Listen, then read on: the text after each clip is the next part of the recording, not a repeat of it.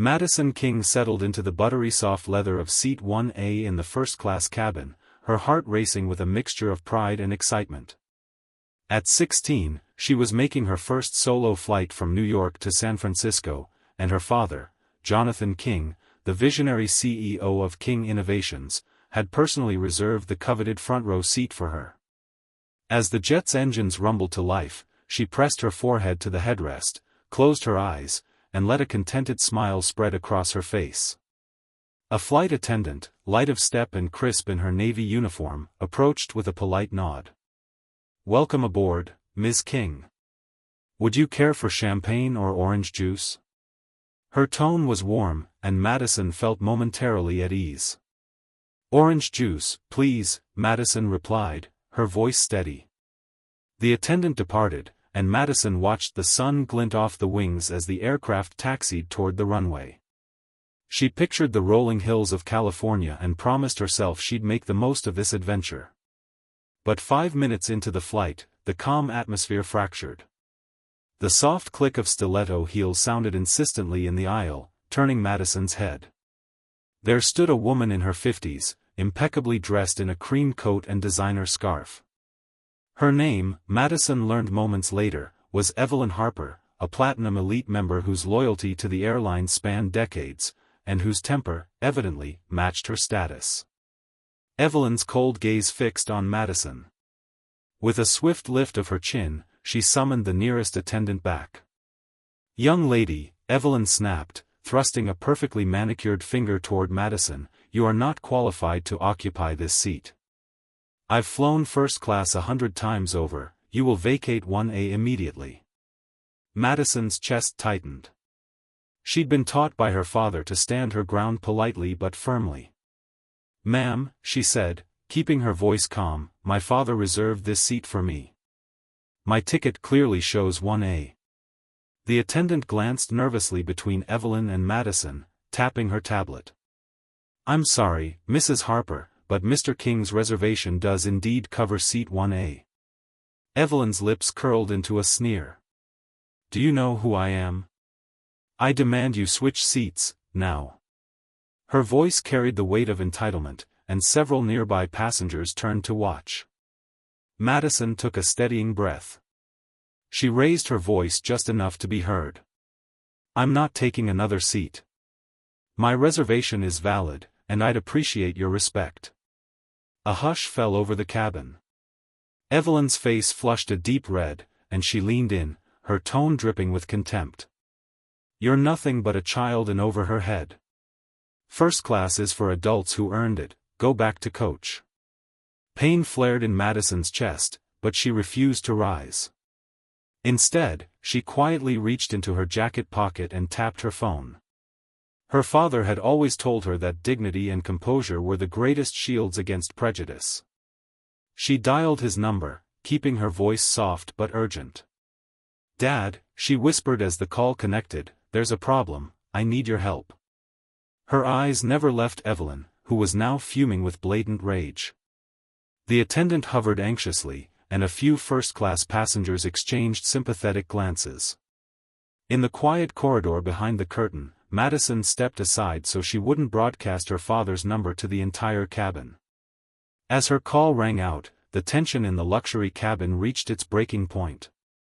What started as a serene journey had exploded into a confrontation over race, privilege, and a young girl's right to be treated with basic respect. And in the next 30 seconds, everything would change. Madison's heart pounded as the line connected. "Dad," she whispered, voice trembling but determined, "I'm in seat 1A, and a passenger named Evelyn Harper is demanding I leave. The crew won't stand up for me, and she's being racist." She could hear Evelyn's muttered insults behind the curtain. On the other end, Jonathan King's calm, authoritative voice immediately took charge. "Stay where you are, Madison. I'm on it." As Madison slipped her phone back into her pocket, she re-entered the first-class cabin. Evelyn, arms folded and face contorted with fury, was pacing in front of seat 1A. The rest of the cabin had gone silent, every passenger watched, breath held. Moments later, the intercom crackled to life. "Ladies and gentlemen," came the firm voice of Captain Amelia Frost. "This is your captain speaking. I apologize for the interruption, but I've just been informed by our senior operations center that we must delay our departure. Please remain seated while we resolve an urgent matter." A murmur swept through the cabin. Evelyn's eyes rounded in shock. She had expected a quick capitulation, not a public announcement. The flight attendant who had first approached Madison, a young woman named Priya, offered Madison a discreet, half-smile of solidarity before hurrying to assist the captain. Within minutes, two sharply dressed airline officials stepped down the aisle, Marcus Daniels, Vice President of Customer Experience, flanked by Operations Manager Joseph Chan. Their presence instantly communicated seriousness. Passengers straightened, and even Evelyn froze mid-rant. Mr. Daniels cleared his throat and addressed Evelyn directly. "Mrs. Harper, I'm Marcus Daniels with the airline's executive office. We've received a report of misconduct and inappropriate behavior in first class." His voice was low but carried across the cabin. "Before we proceed, I'd like to hear Madison's account." Evelyn bristled, but Madison felt steady.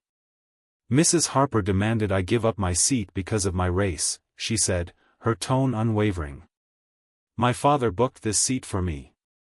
I have every right to remain here." Joseph Chan consulted a tablet, then looked up. "Your reservation is indeed valid, Ms. King. I see Mr. King personally confirmed it within the last hour. Mrs. Harper, there is no procedural basis for your demand." He paused. "I'm sorry you were made uncomfortable, Ms. King.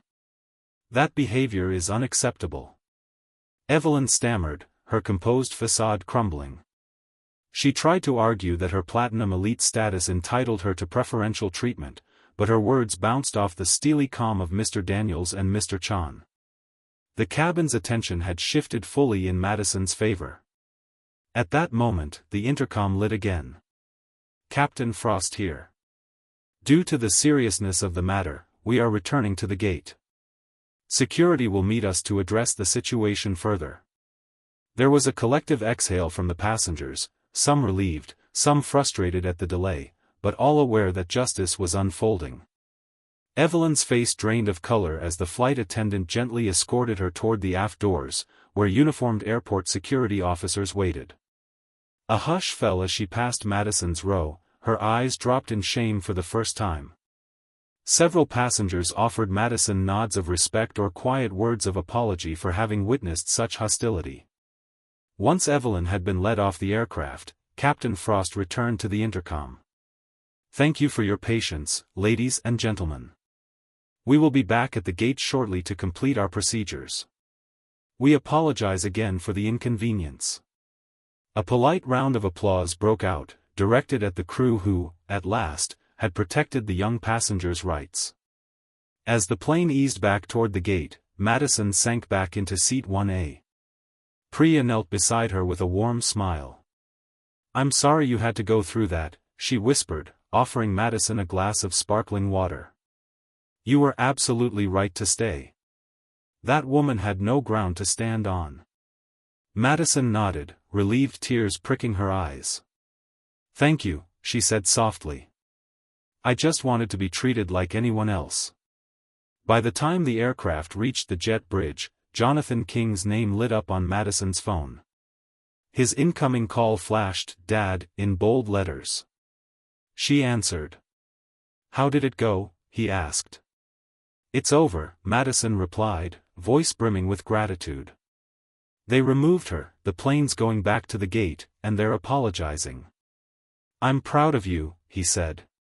"You showed courage and grace. I'll see you at home soon."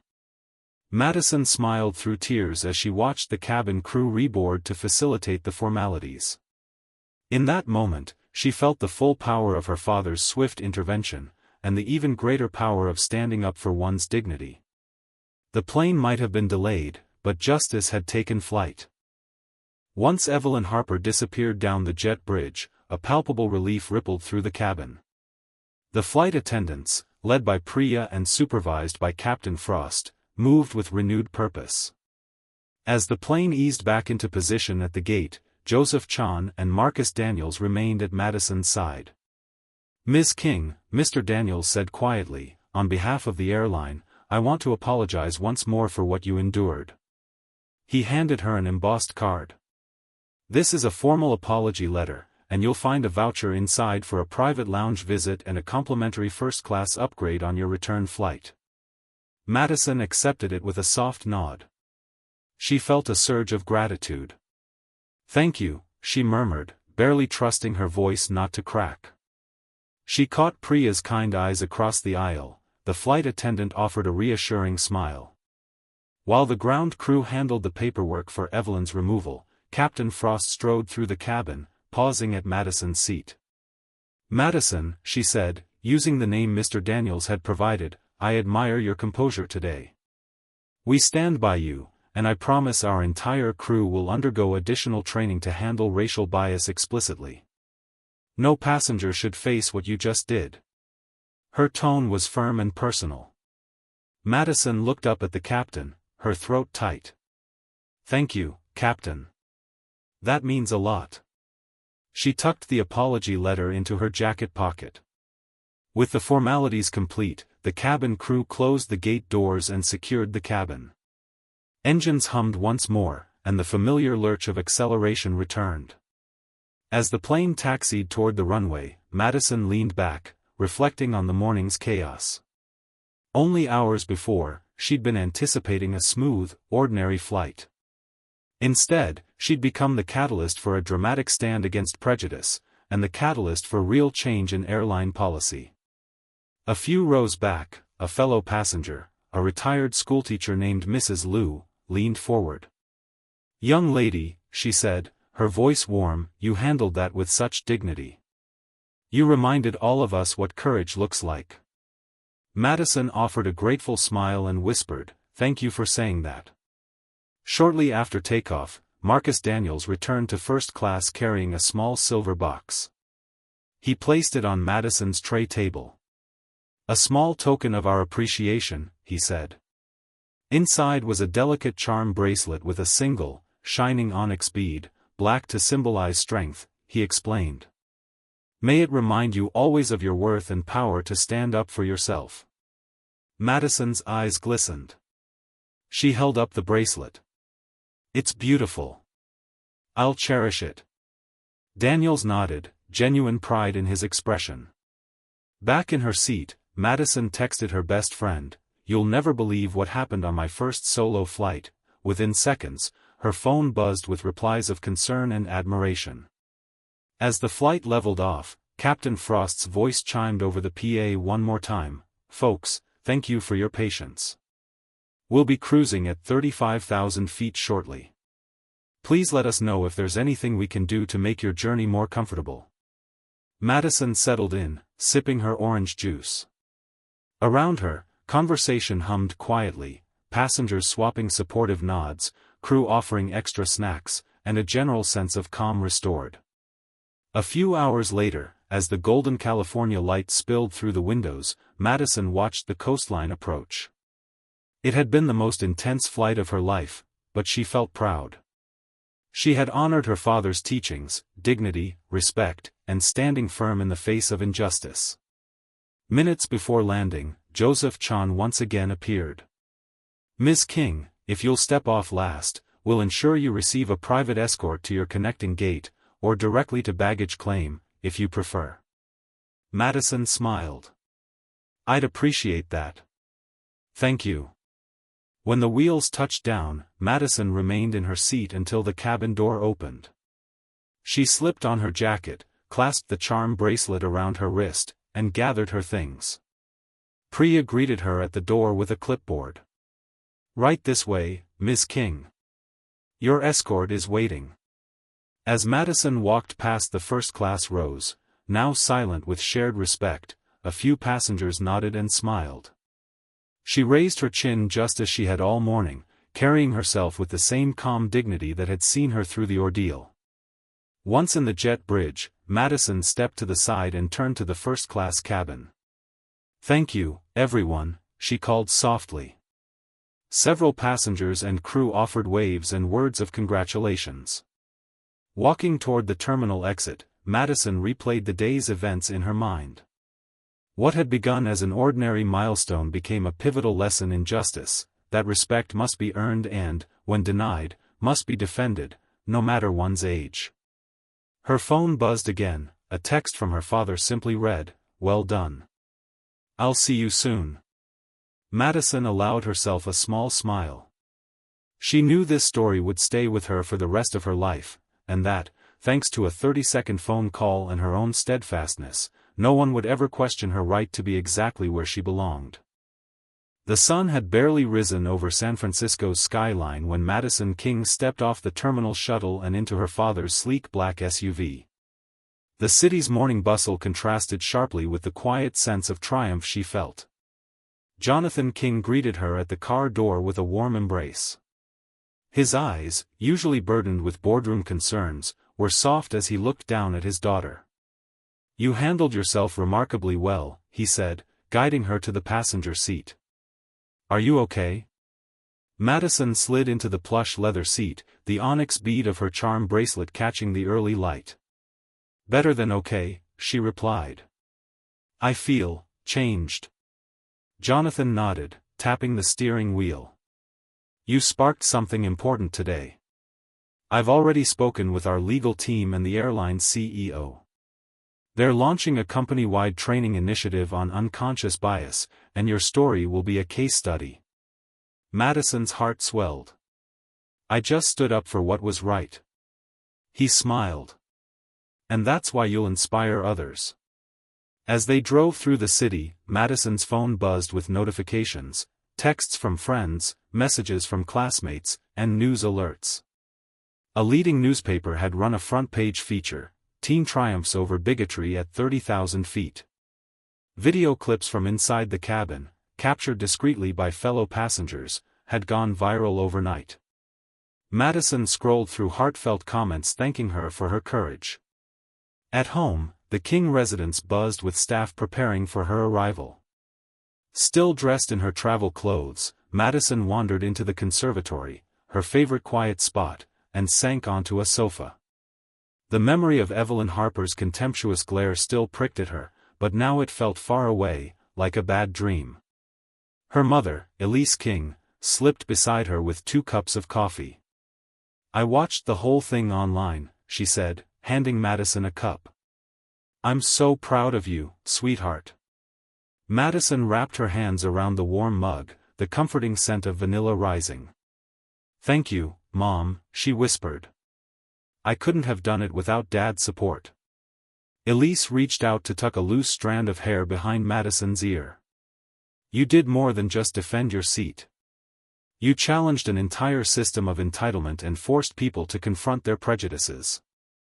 Madison stared at her reflection in the glass door, then nodded. "I learned that respect isn't given automatically. You have to earn it, and sometimes fight for it." Over the next few weeks, Madison's life felt like a whirlwind. She was invited to speak at a community forum on youth leadership and social justice. Her alma mater honored her with a Student Leadership Award. Even her father's company arranged for her to mentor other teens facing discrimination. Madison found herself drafting a short guide, "How to Speak Up with Grace." Each page offered strategies she'd used: staying calm, knowing your rights, and seeking help from authority when necessary. Back on her old high school campus, classmates who had once whispered about her status now approached with genuine respect. One student told her, "I didn't realize how powerful a simple no could be." Madison smiled, remembering that first firm refusal to move from seat 1A. Meanwhile, the airline publicly announced the launch of its Sky of Equality program, mandatory sensitivity workshops for all staff, updated protocols for handling disputes, and an anonymous reporting hotline for passengers. Social media campaigns carried the hashtag #EverySeatMatters, drawing widespread praise. Madison watched the rollout from her bedroom window, where the fog rolled in off the bay like a silent witness. She thought about Evelyn Harper, how small and vulnerable the older woman had seemed once stripped of her platinum elite privileges. It reminded her that power, when misused, can be as fleeting as a boarding pass. One evening, Jonathan found Madison in the study, penning the final touches on her guide. He leaned against the doorframe, arms crossed.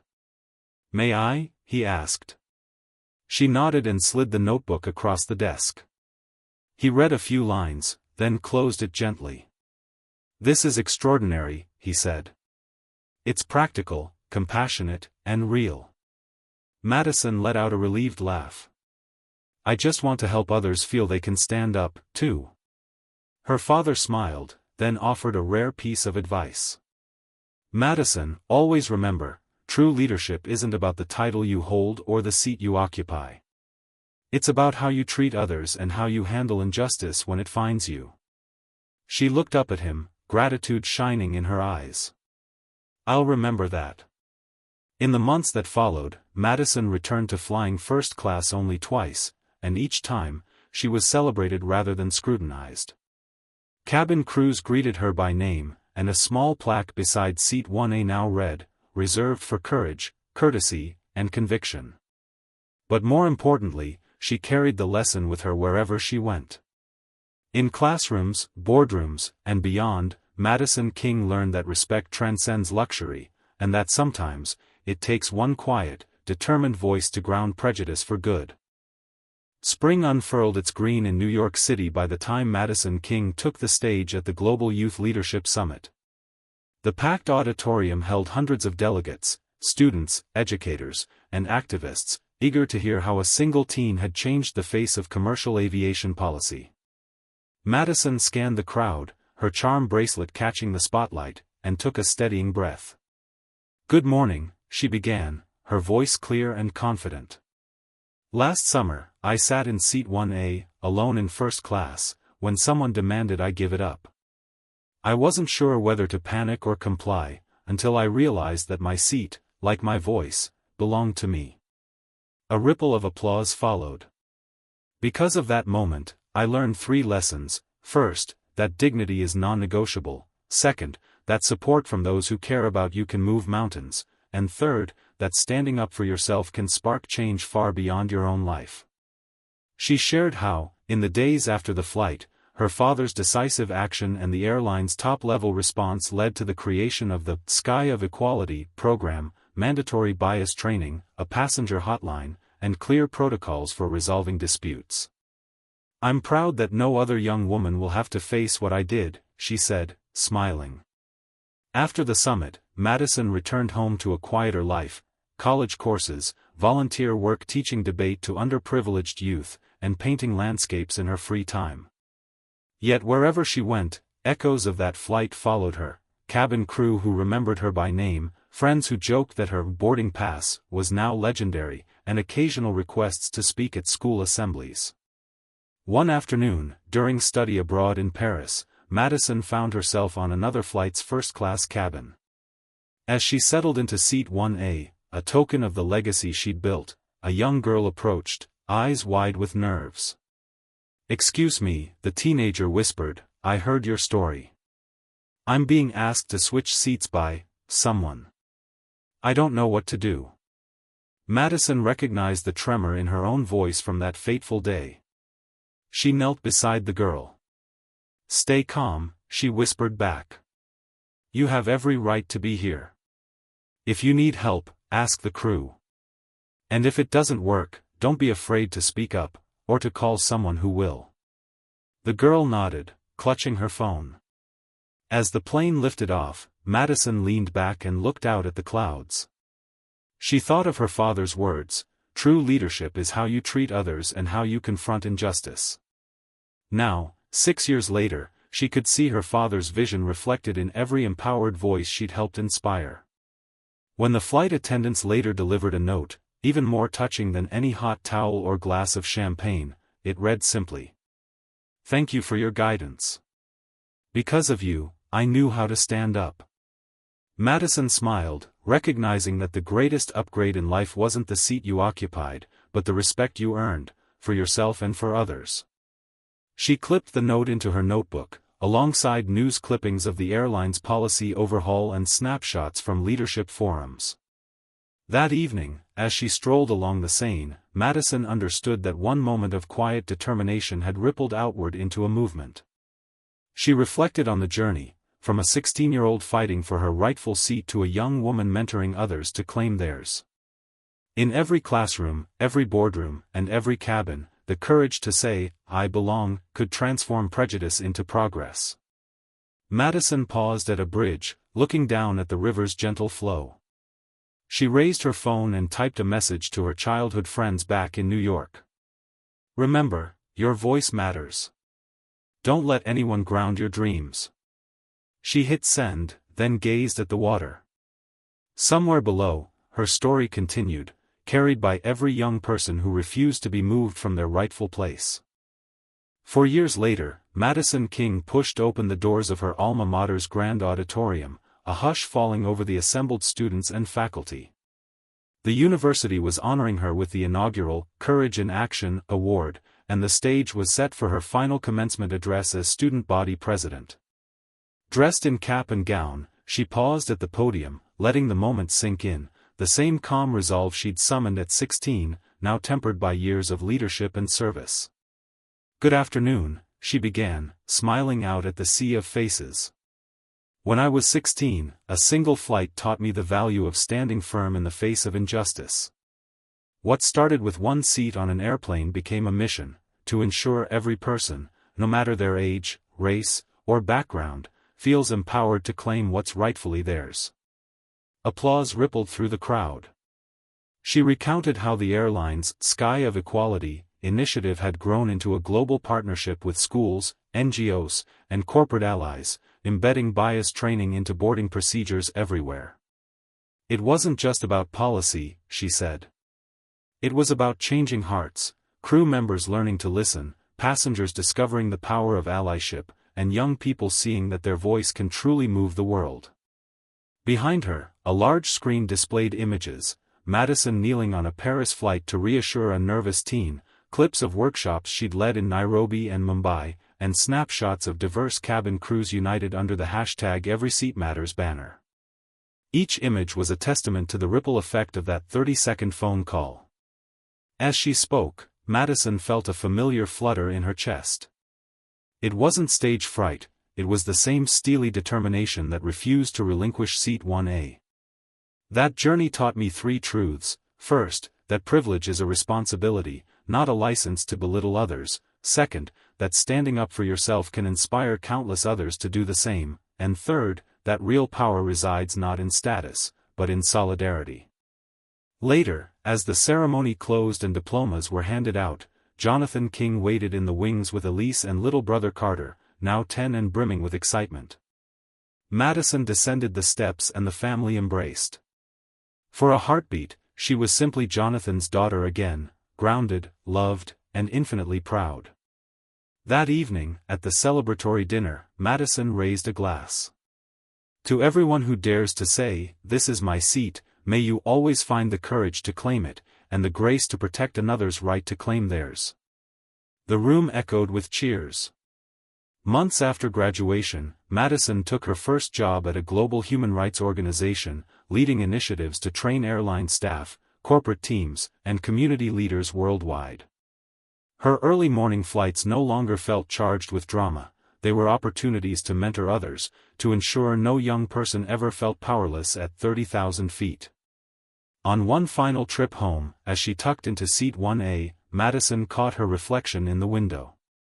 The soft glow of the cabin light illuminated the onyx charm on her bracelet, the first gift from an airline official, and the silver note clipped in her notebook, "Thank you for your guidance." Below it, a fresh post-it read, "Ask Dad about the next project." Madison exhaled, a quiet smile playing on her lips. She pressed record on her phone and began drafting a new video blog, "Standing Up in Your World, Lessons from an Ordinary Flight." Because she knew that every journey, whether across continents or across campus, offers a chance to ground injustice and lift others to their rightful place. And she was determined to keep sharing that lesson, one seat at a time. A decade after that fateful flight, Madison King stood backstage at the International Aviation Safety and Ethics Conference in Geneva. The room beyond the curtain buzzed with airline CEOs, policymakers, and human rights advocates from around the globe. Tonight, Madison would accept the inaugural Beacon of Dignity award, an honor created in her name to recognize anyone who stands up against discrimination at 30,000 feet or beyond. She smoothed the lapel of her tailored blazer, the same professional attire she'd worn in her first boardroom mentoring session, and took a steadying breath. When she'd first confronted Evelyn Harper at age 16, she could never have imagined this. But each step, from her father's 30-second phone call to her years as a global advocate, had led her here. A stagehand signaled that it was her moment. Madison walked confidently onto the stage, where a large portrait captured her 16-year-old self refusing to move from seat 1A. The audience greeted her with warm applause. "Thank you," she began, voice resonant. When that young girl stood her ground, she had no idea she would spark a movement for respect and fairness across the skies. But what began with a single seat became a testament to the power of ordinary people to enact extraordinary change. She paused to let the message sink in. Today, as we honor individuals who champion dignity, I'm reminded that standing up for yourself is only the beginning. True progress happens when every bystander chooses to speak out. Behind her, slides illustrated the impact of the Sky of Equality program, thousands of crew members trained, new passenger reporting hotlines implemented, and an international charter on anti-discrimination adopted by multiple carriers. The final slide displayed a simple but profound quote: "Fair treatment is the first class everyone deserves." As she concluded, a group of young activists, whom Madison had personally mentored via virtual workshops, joined her on stage, holding signs that read #EverySeatMatters. The sight brought tears to her eyes. The spark she'd lit had become a flame carried forward by others. After the ceremony, Madison mingled in the grand ballroom. She exchanged congratulations with airline executives who credited her advocacy for significantly reducing in-flight bias incidents. She spoke with delegates from developing nations, planning to extend dignity training modules to remote airstrips. And she reconnected via video call with the teen from Paris whose crisis had reminded her younger self why the fight mattered. Later that evening, she stepped onto a quiet terrace overlooking Geneva's lake. The crisp night air carried the scent of pine and distant city lights. She held her award, a glass beacon etched with her silhouette, and reflected on the journey, from a frightened 16-year-old defending her seat, to a leader shaping policy, to a mentor empowering new voices. Her phone buzzed with a message from her father. "Congratulations, Beacon of Dignity. Your seat in history is well earned." Madison smiled, tucking the message away. She thought of Evelyn Harper one last time, not in anger, but in gratitude. Evelyn's hostility had been the catalyst for an awakening, a reminder that privilege demands humility. And that, more than any policy, was the lesson worth carrying forward. As the clock struck midnight, Madison whispered to the starlit sky, "Here's to every person who refuses to be moved." She raised her beacon high, illuminating the path ahead for all who believe that respect, once asserted, can't be grounded, and whose courage ensures that no seat remains out of bounds. Years had passed since Madison King first refused to relinquish her seat, and yet, every time she stepped onto an airplane, she felt that familiar tingle of purpose. Now in her late 20s, she was returning to her roots, the cabin where her journey began. This time, she wasn't a novice passenger but a keynote speaker for the airline industry's annual Diversity and Inclusion Summit, held aboard a specially chartered flight. The sleek Airbus A320 was configured like a flying conference hall, with rows of first-class seats and monolithic screens lining the cabin walls. Madison stepped aboard, greeted by applause from airline executives, cabin crew trainers, and student delegates flown in to witness the world's first in-flight summit. She settled into seat 1A, now emblazoned with her nameplate, and took a moment to let the significance wash over her. "Welcome, Ms. King," Captain Aisha Patel announced over the PA, "Thank you for joining us on Flight 2025. Our flight path will circle the globe, symbolizing the reach of your message, dignity knows no borders." Madison smiled into the camera mounted above the aisle for the live webcast. "Thank you, Captain. It's an honor to see Flight 1A transformed into a platform for change." Moments later, the cabin lights dimmed and the first presentation began. Mia Rodriguez, a 17-year-old from Rio de Janeiro, told her story of challenging a passenger who mocked her Spanish accent in economy class. Inspired by Madison's journey, Mia had recorded her experience and uploaded it to the airline's new "Every Seat Matters" portal. The video had prompted a global review of language-based bias incidents. As Mia spoke, Madison watched with pride. When the young woman finished, Madison rose and joined her on the narrow aisle. "Mia," she said, "you've shown that prejudice can be challenged at any age. Your courage mirrors the stand I took years ago, and now your story will inspire the next generation." The cabin erupted into cheers. Throughout the flight, panel discussions included virtual appearances from flight attendants in Nairobi, Paris, and Mumbai, crew members who had participated in Sky of Equality workshops and now led training for their peers. Madison moderated, weaving together first-hand accounts of empathy, intervention tactics, and policy development. Near the end of the summit, Madison invited Captain Patel and Chief Diversity Officer Elena Wu to join her in 1A. On the screen behind them flashed the Beacon of Dignity award alongside the logo of the new global charter, the International Aviation Respect Accord, signed today by 20 major carriers committed to zero-tolerance discrimination. Madison looked out at the assembled delegates. "We began with one seat, one voice," she said. "Today, we've mapped out a flight plan for respect that spans the world. But our work doesn't end here. Each time we board a plane, or enter any space where power dynamics exist, we have a choice: to stand silent or to speak with integrity." As the aircraft made its final circuit over the Pacific, a hush fell. Passengers, airline professionals and activists alike, reflected on what they'd learned. Then, with a single flourish, Madison unveiled a mural painted on the cabin wall, a globe of interlocking hands, each colored like a boarding pass, encircling the words, "Every Seat Matters." Turning to Captain Patel, Madison raised her voice over the PA one last time. "Ladies and gentlemen, thank you for flying with us. May we carry this spirit of dignity into every journey, and ensure that no one is ever grounded by prejudice again." The applause was thunderous as the plane banked gently toward its destination. For Madison King, the circle was complete, a legacy born in Seat 1A now soaring into the future, an unbroken flight toward a world where every person claims their rightful place.